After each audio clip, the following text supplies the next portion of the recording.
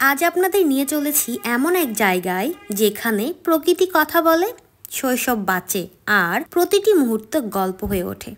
দীর্ঘ ১৩ বছর পর যাচ্ছি আমার গ্রামের বাড়ি। জানি না গ্রামটা এখন কেমন আছে। সেই বালুর চর, নদীর ধারে কুয়াশা, নদীর টাটকা মাছ আর দাদি নানির হাতে পিঠার স্বাদ, সবকিছু কি আগের মতোই আছে? চলুন একসাথে খুঁজে দেখি সেই স্মৃতি আর অনুভূতিগুলো। প্রতিটি মুহূর্ত আপনাদের সঙ্গে ভাগ করে নিব। ভিডিওটা একদম শেষ পর্যন্ত দেখুন, কারণ প্রতিটি অংশে লুকিয়ে আছে নতুন কিছু গল্প আর অনুভূতির ছোঁয়া। হ্যালো এভরিওয়ান, আসসালামু আলাইকুম। এখন বাজে ভোর 6:30। আমি আর ফারহিন রেডি হয়ে যাচ্ছি আমাদের গন্তব্যে। আর আমাদের আজকের এই যাত্রার সঙ্গী হবে আমার দাদি। দাদি ছাড়া কেন যেন গ্রামের বাড়িটা আমার কাছে মনে হয় জমে না, তাই আমি আমার দাদিকে সাথে করে নিয়ে যাচ্ছি। দাদি আমি একটা রিক্সা করে চলে যাচ্ছি বাস স্ট্যান্ডে। চলে আসলাম আর কিছুক্ষণের মধ্যেই চলে আসলো আমাদের বাস। এই বাসটাতে করে আমরা মূলত যাব আমাদের গ্রামের বাড়িতে। আর হ্যাঁ, আমাদের গ্রামের বাড়ি হচ্ছে সিরাজগঞ্জ। তো বাসে উঠে গেলাম।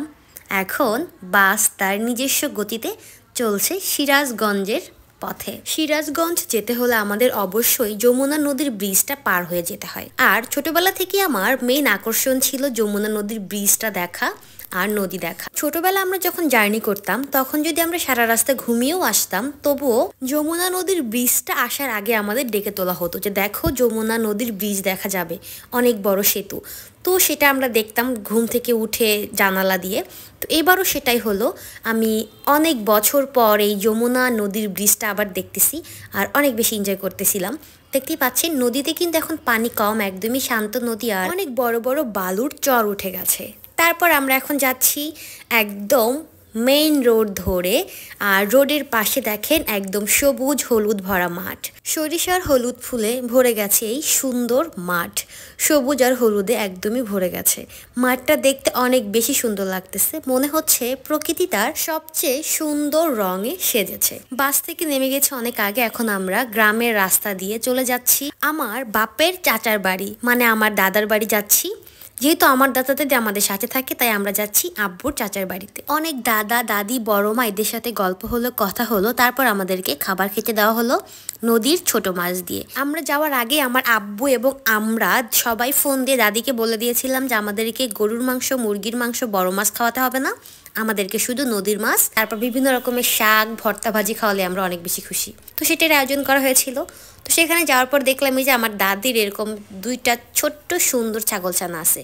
ওদের একটু ভিডিও করলাম, ওরা অনেক বেশি কিউট ছিল। দুষ্টামি মজা শেষ করে আমরা চলে গেলাম গ্রামের সবচেয়ে বড় হাটে। হাটটার নাম হচ্ছে রতনকান্দির হাট। যেহেতু এটা বুধবারের দিন বসে, তাই এটাকে সবাই গ্রামের লোকজন বলে বুধবারের হাট। আমরা সেই হাটে গিয়েছিলাম। সেইখান থেকে আমরা গজা, নিমকি, তারপরে পেঁয়াজু, মানে বাজারে যে খাবারগুলো বিক্রি করে বানিয়ে বানিয়ে সেগুলো আমরা কিনলাম, খেলাম। তারপর আমরা মজা করে বাসায় চলে আসবো। তো আসার পথে আমরা দেখলাম যে সুন্দর একটা, এটাকে কি বলে, বিক্রি করতেছে। তো আমি একটা কিনে নিলাম। এটার নাম আমি জানি না, আপনারা জানলে কমেন্টে জানাতে পারেন। এটাকে আমি সুন্দর করে সাজিয়ে বাসায় রেখে দিব। তারপরের দিন সকালবেলা দাদার সাথে চলে গেলাম গোলাপ বাজারে। সেইখান থেকে দাদা আমাদের জন্য নদীর মাছ কিনলো। এই যে একদমই টাটকা নদীর মাছ, নদী থেকে উঠিয়ে নিয়ে এসেছে। তারপর আমাদের জন্য কিনলো পালং শাক। পালং শাক ভাজি করে দিবে আবার, তারপর হচ্ছে নদীর মাছ রান্না করে দিবে। তো দাদা হচ্ছে শাক আর মাছ কিনতেছিল। আর জানেন শাক কত টাকা কেজি এখানে? এই পালং শাক মাত্র 10 টাকা কেজি, একদম তাজা, টাটকা আর ফ্রেশ। আচ্ছা, এই পাতাগুলোকে কি আপনারা জানেন? এই পাতাগুলো কিন্তু তরকারির সাথে খায়, অনেকটা ধনে পাতার মতোই ঘ্রাণ আসে। এই বাজারগুলো রেখে দাদার সাথে সকালবেলা নদীর পাড়ে হাঁটতে বের হলাম। চারদিকে ঘন কুয়াশা, যেন প্রকৃতি একটা সাদা চাদরে নিজেকে ঢেকে রেখেছে। পানির ওপর কুয়াশার মায়াময় পরত, সূর্যের আলো আস্তে আস্তে সেই কুয়াশার পর্দা সরিয়ে নিচ্ছে। নদীর পাড়ে দাঁড়িয়ে মনে হলো সময় থেমে গেছে। এই নদী, এই প্রকৃতি আর এই মুহূর্তগুলো যেন এক একটা কবিতা। পাড় ধরে হাঁটতে হাঁটতে অনুভব করলাম শহরের কোলাহল থেকে কতটা দূরে আছি। এখানে শুধু শান্তি, প্রকৃতির স্নিগ্ধতা। যদি কখনো প্রকৃতির আসল সৌন্দর্য দেখতে চান, তাহলে এমন সকালে এই নদীর পাড়ে দাঁড়ান। বিশ্বাস করুন, মনটা নতুন করে বাঁচতে শিখবে। এই নদীর পাড় দিয়ে এখন অনেক সুন্দর ছোট ছোট ভুট্টা গাছ লাগিয়েছে। 3-4 মাস পরে আসলে দেখা যাবে ভুট্টা গাছগুলো অনেক বেশি বড় হয়ে গেছে। তো দেখতেই পাচ্ছেন। আর এই নদীর পানি একদমই শান্ত। সূর্য উঠে গেছে কিন্তু কুয়াশা এখনও কিন্তু কাটেনি। ভুট্টা গাছগুলো অনেক ছোট, অনেক বেশি ভালো লাগতেছিল। এই ঠান্ডা ঠান্ডা ওয়েদারে একদম শান্ত নদীর পাড়ে। আর দেখতেই পাচ্ছেন কত বেশি সুন্দর। এখন নদীতে পানি অনেকটা কমে গেছে, কারণ বালুর চর উঠেছে। এখানে নাকি একটা পার্কও করা হবে। গ্রামে আমাদের যাত্রায় শুধু প্রকৃতির সৌন্দর্যই ছিল না, ছিল আরো অনেক মজারও মিষ্টি মুহূর্ত। সকালবেলা দাদা আমাদের জন্য দেশি মোরগ জবাই করেছিল, আর আমার দাদি রান্না করেছিল সেই মোরগ। গ্রামের চুলার তরকারি কিন্তু খেতে অন্যরকম মজা হয়। তাদের মশলাও থাকে একদমই নির্ভেজাল, পাটায় বেটে রান্না করে। এইদিকে বিকেলবেলা আমার দাদি ঢেকিতে করে চালের গুঁড়া করতেছিল আমাদেরকে শীতের পিঠা বানিয়ে খাওয়ানোর জন্য। তারপর দেখেন কত সুন্দর হাঁসের দল, সব থেকে বেশি সুন্দর ছিল সাদাটা। আসরের নামাজের পর আমরা চলে গেলাম আবার নদীর পাড়ে, গোধূলির সেই মায়াবী সময়ে। পশ্চিম আকাশের দিকে তাকিয়ে দেখেন সূর্যটা একদম ডোবার জন্য প্রস্তুতি নিচ্ছে, কিন্তু তার আলো গাছপালার উপরে পরে এক অদ্ভুত সোনালি আভা তৈরি করছিল। চারপাশটা যেন এক মিষ্টি মায়ায় মোড়ানো ছিল। আমরা এখন চলে যাচ্ছি নদীর পাড় ধরে একটা ব্রিজের কাছে। সেখানে গেলে দেখতে পাবেন অন্য একটা দৃশ্য। এই নদীর পাড়ে এখন একটা পার্কের মতো করা হবে, এটাকে বলে বাঁধ। বাঁধ দেওয়া হবে অনেক বেশি স্ট্রং করে। তো কথা বলতে বলতে আমরা চলে এলাম ব্রিজের উপরে। এই যে ব্রিজটা দেখতে পাচ্ছেন, এটা কিন্তু অনেক বেশি সুন্দর। এখানে বিকেলবেলা সন্ধ্যাবেলা অনেক মানুষের আনাগোনা থাকে। এখন প্রায় সন্ধ্যা হয়ে আসছে, তাই লোকজন মোটামুটি অনেক কমই ছিল। তো অনেক বড় একটা ব্রিজ ছিল এটা। আমরা চলে গেলাম, আর দেখেন নদী। এইখানে এই নদীর পানিটা একদম সবুজ মখমলের মতো শান্ত, একটুও ঢেউ নেই। প্রকৃতি যেন তার সমস্ত ক্লান্তি ভুলে গেছে। সন্ধ্যার ছায়া ধীরে ধীরে ঘন হচ্ছিল, আর মনে হচ্ছিল সময়টা থমকে গেছে। এই নদী, এই আকাশ, এই গোধূলি আমাদের যেন প্রকৃতির গভীর শান্তির কথা মনে করিয়ে দিচ্ছিল। দেখতেই পাচ্ছেন সবুজ নদী একদম কুয়াশায় ভরে যাচ্ছে। এখন নদীর পাড় থেকে ফেরার পথে একটা অসাধারণ দৃশ্য চোখে পড়লো, সেটা আপনাদেরকে নেক্সট ভিডিওতে দেখাবো। সন্ধ্যার দিকে যখন বাসায় চলে আসলাম, আসার পর দেখলাম এখানে গরম গরম চিতই পিঠা আর দেশি মোরগের মাংস দিয়ে খাওয়া হচ্ছে। আমরাও খেয়ে নিলাম, এটা অনেক বেশি মজার ছিল। তারপর আমরা আবার একটু সকালে হাঁটাহাঁটি করলাম, ঘোরাঘুরি করলাম। দেখেন গ্রামের রাস্তাগুলো কত বেশি সুন্দর, একদম পিচ ঢালা রাস্তা, কোথাও কিন্তু কোনো ভাঙাচোরা নেই, অনেক বেশি সুন্দর এই রাস্তাগুলো। তো আমরা চলে এলাম, আবার একটু ঘোরাঘুরি করলাম। মানে আমরা যে কয়টা দিন ছিলাম এখানে প্রচুর ঘোরাঘুরি হয়েছে, অনেক বেশি মজা হয়েছিল। এই তো দেখেন রোডগুলো কত বেশি চওড়া চওড়া ছিল। এটা যেহেতু নদী এলাকা ছিল, তাই এখানে প্রচণ্ড ঠান্ডা ছিল, সারাক্ষণে আমাদের শীতের কাপড় পরেই থাকতে হয়েছে।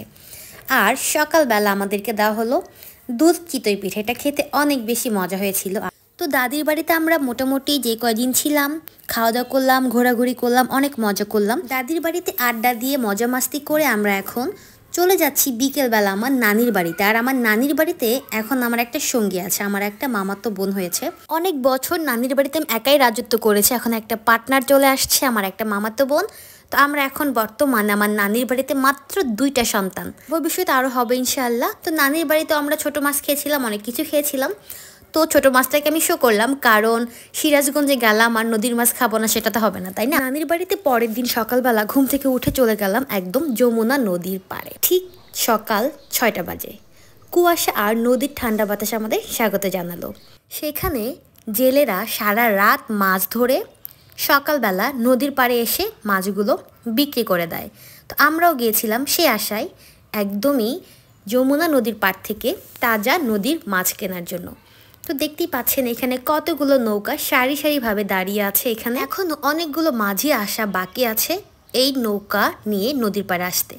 এই যে দেখেন জেলেরা মাছ রেডি করতেছিল বিক্রি করার জন্য। তো আমরাও এখানে দাঁড়িয়ে দাঁড়িয়ে অপেক্ষা করতেছিলাম কখন মাছ বিক্রি করা শুরু করবে, আমরাও আমাদের জন্য কিছু মাছ কিনে নিব।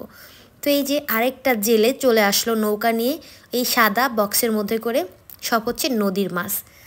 তো দেখতে দেখতে অনেকটা সময় পার হয়ে গেল নদীর পাড়ে। আমরা অপেক্ষায় আছি একদম নদীর টাটকা তাজা মাছ নেওয়ার জন্য।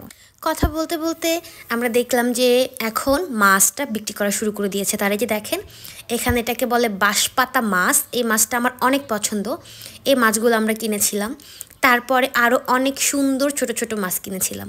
মাছগুলো কিনে আমরা নিয়ে চলে গেলাম তারপরে মাছগুলো তারা সবাই মিলে সুন্দর করে কেটে বেছে পরিষ্কার করে দিয়েছিলাম আমরা, যাতে করে সহজে বাসায় নিয়ে চলে আসতে। আরেকটা বিকেলবেলা আমরা চলে গেছিলাম হলুদ ফুলের রাজ্যে, একটা বিশাল সরিষা ক্ষেত যেখানে হলুদ ফুলের ঢেউ বাতাসে দুলছিল। এই হলুদ ফুলের রাজ্য নিয়ে আমি একটা সুন্দর ভিডিও বানাবো, আর সেটা দেখার জন্য অপেক্ষা করতে হবে। এটা আমি নেক্সট ভিডিওতে আপলোড করব। তো দেখতে পাচ্ছেন, অল্প একটু দেখেন হলুদের রাজ্যে আমরা কি করতেছিলাম। তো এখান থেকে আমরা ঘুরে ফিরে চলে যাচ্ছি আমাদের নেক্সট গন্তব্যে। সন্ধ্যা হয়ে আসছিল, আমরা সবাই মিলে চলে গেলাম একটা ছোট্ট মিনি রেস্টুরেন্টে। সেখানে গিয়ে সবাই খাওয়া দাওয়া করলাম। পরের দিন সকালবেলা গ্রাম থেকে শহরে ফেরার সময় সূর্য ওঠার আগে আমাদের যাত্রা শুরু হলো। সকালবেলা ঠিক 6টা বাজে কুয়াশা এমনভাবে আচ্ছন্ন করেছিল যেন পুরো পৃথিবী মুছে গেছে। গাড়ির জানালা দিয়ে কুয়াশা নামছিল ঠিক বৃষ্টির মতো। একে একে গাড়ির কাছে পানি জমে যাচ্ছিল। এই দৃশ্যটা ছিল এক অদ্ভুত শান্তির, যেন প্রকৃতি নিজে আমাদের বিদায় জানাচ্ছিল। আরেকটি অসাধারণ সফরের শেষ হলো আজ। কিন্তু এটাই তো শুধু শুরু। গ্রাম্য জীবন, নদীর পার, তাজা মাছ আর দাদি নানির হাতের মজার সবকিছু মিলিয়ে এক মিষ্টি স্মৃতি হয়েই রইল। তবে আমাদের গল্প এখানেই শেষ হচ্ছে না। পরবর্তী ভিডিওতে দেখাবো সেই সরিষা ফুলের মাঠের সোনালী সৌন্দর্য, যা আপনার মনকে ছুঁয়ে যাবে। সেজন্য আমাদের সঙ্গেই থাকুন আর অপেক্ষা করুন আরও নতুন রোমাঞ্চকর অনুভূতির জন্য। আপনাদের মতামতের জন্য অপেক্ষা থাকবো। আবার দেখা হবে খুব তাড়াতাড়ি। ততক্ষণ সবাই অনেক ভালো থাকবেন, সুস্থ থাকবেন। আল্লাহ হাফেজ। আর হ্যাঁ, আমাদের সঙ্গেই থাকবেন কিন্তু।